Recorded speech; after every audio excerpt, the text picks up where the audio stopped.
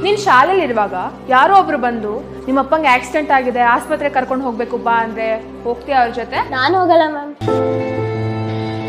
ಅಪ್ಪಂಗೆ ಆಕ್ಸಿಡೆಂಟ್ ಆಗಿದೆ ಅಂದ್ರೂ ಹೋಗಲ್ವಾ? ಯಾರೋ ಪರಿಚಯ ಇಲ್ದವ್ರು ಬಂದ್ ಕರೆದ್ರೆ ನಾನ್ ಯಾಕೆ ಹೋಗ್ಲಿ? ನಮ್ ರಿಲೇಟಿವ್ಸ್ ಬಂದ್ ಕರೆದ್ರೆ ಮಾತ್ರ ಹೋಗ್ತೀನಿ. ಯಾಕೆ? ನಮ್ಮಮ್ಮ ಹೇಳಿದ್ದಾರೆ ಗೊತ್ತಿಲ್ದಿರೋರು ಬಂದು ಚಾಕ್ಲೇಟ್ ಕೊಟ್ರೆ ತಿನ್ಬಾರ್ದು, ಮತ್ತೆ ಡ್ರಾಪ್ ಕೊಡ್ತೀನಿ ಅಂದ್ರೆ ಅವ್ರ ಜೊತೆ ಹೋಗ್ಬಾರ್ದು ಅಂತ. ವೆರಿ ಗುಡ್, ಕುತ್ಕೋ. ಗೊತ್ತಾಯ್ತಾ ಮಕ್ಳ? ಯಾರೇ ಪರಿಚಯ ಇಲ್ಲಿರೋರು ಏನೇ ಕೊಟ್ರು ತಿನ್ಬಾರ್ದು, ಅವ್ರು ಏನೇ ಹೇಳಿದ್ರು ಅವ್ರ ಜೊತೆಗೆ ಹೋಗ್ಬಾರ್ದು. ಅವರು ಮಕ್ಕಳು ಕಳ್ಳರಾಗಿರ್ತಾರೆ. ಅವ್ರು ನಿಮಗೆ ಚಾಕ್ಲೇಟ್ ಕೊಡಿಸ್ತೀವಿ, ಐಸ್ ಕ್ರೀಮ್ ಕೊಡಿಸ್ತೀವಿ ಅಂತ ಆಸೆ ತೋರಿಸ್ತಾರೆ. ಯಾವ್ದಕ್ಕೂ ಮರಳಾಗ್ಬಾರ್ದು.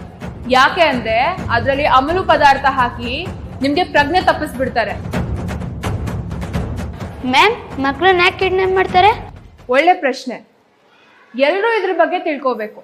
ಎಲ್ಲಾ ಕಡೆ ನಿಮ್ ವಯಸ್ಸಿನ ಮಕ್ಳನ್ನ ಕದಿಯೋ ಕಳ್ಳರ ಗ್ಯಾಂಗ್ ಇರುತ್ತೆ.